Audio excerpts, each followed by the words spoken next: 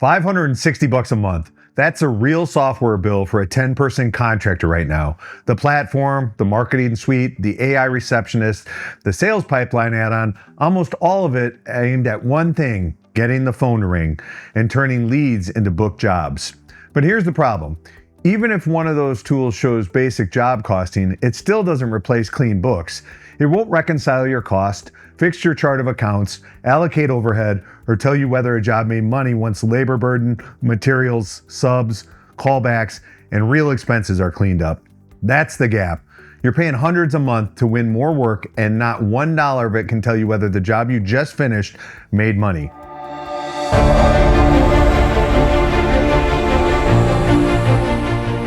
I spent years running a 150-person retail operation across 7 states, $24 million a year in revenue. In retail, we knew our margin on every product line before we spent $1 promoting it. Nobody runs a promotion on a product that loses money, but that's exactly what Contractor software is set up to do today. It pours leads into whatever your business already is, profitable or not. So in this video, why these platforms can't answer the made money question, the evidence that this one question decides which businesses survive, and the order that builds a strong business. Know where you're profitable first, then point your marketing at it. Now look at how this software is sold right now. Jobber's homepage leads with marketing tools to get you noticed, stand out, and keep your schedule full. House Call Pro leads with grow your revenue, win more jobs with automated marketing. And Service Titan sells an entire marketing product to tie your ad spend to your booked jobs. And the add-ons stack up. On Jobber, the marketing suite is $79 a month, the AI receptionist $99, the sales pipeline $49. Their newest top plan exists mostly to bundle those together. More calls, more reviews, more campaigns. And to be clear, none of that is a scam. Marketing and lead gen is absolutely necessary. It's just only half a business. Now flip to the money side. Jobber's own help documentation lists exactly what it sends to QuickBooks Online: customers, products, services, invoices, payments, and timesheets. Read that list again because your expenses are not on it. House Call Pro's documentation says the same thing: invoices, payments, customers, and the price book. So your crew can photograph a receipt in these apps all day long, and that receipt will never land in your books as a job cost. Job costing itself is locked behind the higher plans, and a profit view by type of work, residential versus commercial versus service, that screen doesn't exist in any of them at any price. Now, a quick flag before we go on. I built a free interactive software stack calculator. You add the tools you pay for, and it shows you what the stack really cost you in a year. The link's in the description. Here's the gap in the pitch. Marketing is a multiplier. It takes what your business already is and makes it louder. If your kitchen remodels earn a strong margin, more kitchen leads multiply the profit. If your service calls lose money every time the truck rolls, more service calls multiply the loss. The software can't tell the difference because the profit data never made it into the system. And the evidence says that the money side, not the lead side, is what takes contractors down. A peer-reviewed study of Dun & Bradstreet records on construction company failures found 83% of the causes were budget and economic factors: cash flow, cost control, money management. Not enough demand? That was only 3%, more than 20 to 1.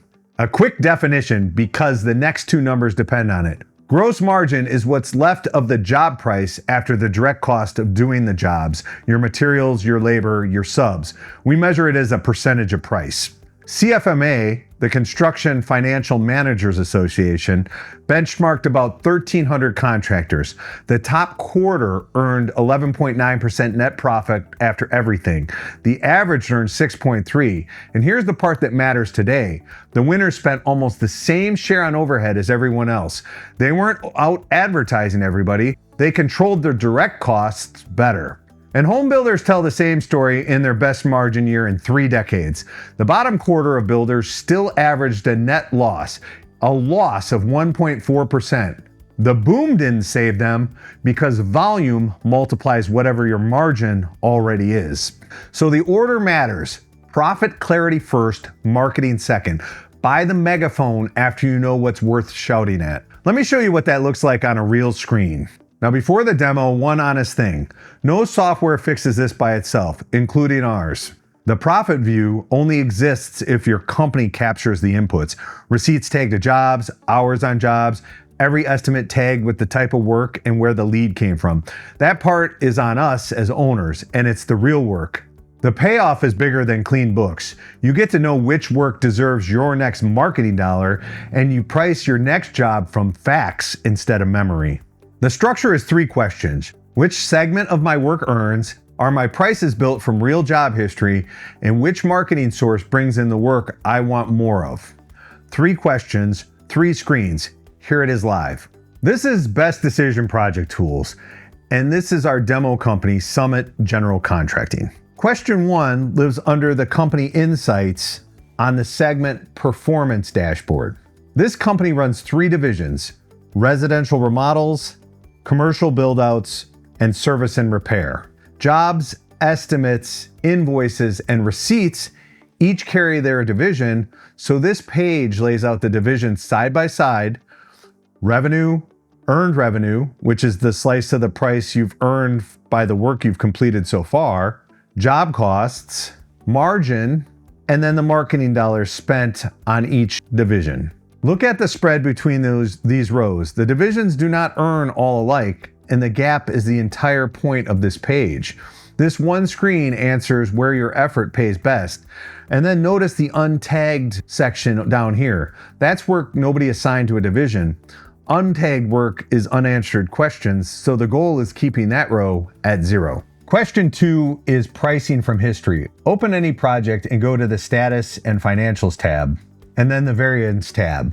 Variance just means the gap between what you estimated and what actually happened. Estimated materials, labor, and subcontractors are right next to it in the actuals. A few videos back, we built a whole episode on pricing the next job from the last job's real numbers, and this is the screen that makes it possible.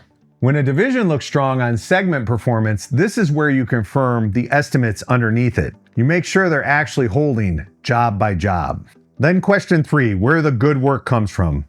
Under list, this company tracks its lead sources: Google Local Services, customer referrals, and door hangers. Every estimate gets tagged with its source when it comes in. Then back to company insights, we have the marketing effectiveness dashboard. This is where you enter each source's costs for you each month. The company spends $1,500 a month on Google, $200 on referral gift cards, and $400 on door hangers. And the page shows what each source produced, how many estimates, how many became jobs, and what a lead from each channel costs you. Now put the screens together. Segment performance tells you where you earn. Marketing effectiveness tells you what each channel costs and converts, so the next marketing dollar stops being a guess and you aim it at the channel that brings the work you've proven you're good at. That's marketing as an investment with a target painted on it. And everything you just saw rolls up to the CFO dashboard where your company's margin target lives, so you always know whether the work you're chasing clears the bar. Then the profit side. Pull your last 10 finished jobs, group them by type of work, and figure out the gross margin on each group from your invoices and your costs. A spreadsheet in an afternoon. It won't update itself the way the live version does, but it answers the same 3 questions once, and once is enough to aim your next marketing dollars. And if you want to see the line by line of what a stacked software bill looks like next to the one tool that leads your books, I shot a short follow-up that walks through exactly that comparison. The link's in the description. If this changed how you look at your monthly software bill, hit the like button. It helps another contractor find this before they buy one more add-on. 3 things you can do this week without buying anything. First, run the stack audit. List every software subscription you pay for, the monthly cost, and what each one adds to your books. Most owners have never seen that total in one place. Second, rank your work. The last 10 finished jobs, group by type, gross margin on each. Even rough numbers will show you a favorite. And third, before you renew anything or add one more tool, run your stack through the free software stack cost calculator on our site. It's interactive. You add each tool you pay for. The common ones are preloaded with their published prices. Then the hours your office spends retyping data between systems and what that time costs per hour. It hands back your annual software costs. the visible bill plus the hidden double entry time, and a 5-year picture of it. The link's in the description. Before the last part, drop a number in the comments. How many separate software subscriptions is your business paying for right now? Just the count. I'm curious what the average turns out to be, and I read every comment. A quick pause before we wrap up. If numbers first like this is what you want more of, hit subscribe. Coming up on the channel, the story of why we built this software in the first place, and the trade-off nobody else would take. Everything you saw today, the divisions, the variance view, the lead source tracking, it lives inside Best Decision Project Tools. We built it books first on purpose. What the crew captures in the field lands in your financials, so the profit answers are there when you ask. 20 users included, and it runs in any phone browser. Start with the software stack cost calculator I mentioned. The link's in the description. 2 minutes with your real numbers, and you'll know exactly what the stack costs you. And when you're ready to run profit first instead of marketing first, Best Decision Project Tools is linked there too. The current pricing is worth a look before you renew one more add-on.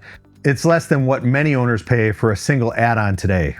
Here's where we landed. Profit clarity first, marketing second, and a software stack that feeds your books instead of starving them. Once you know which work earns and your marketing is pointed at it, a different question shows up. Why has nobody built the field tool that does all of this without a trade-off? Turns out there's a reason, and for me it's personal. For that story, watch this video. Your book should tell you more than your tax bill. Go find out what yours are trying to say.